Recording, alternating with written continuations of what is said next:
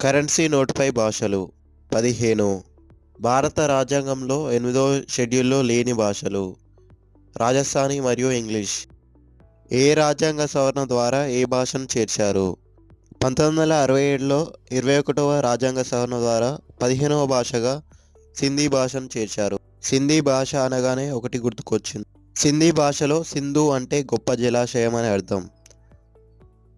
1992లో 71వ రాజ్యాంగ సవరణ ద్వారా 16, 17, 18 భాషలుగా KMN కొంకణి, మణిపురి, నేపాలీ భాషలను చేర్చారు.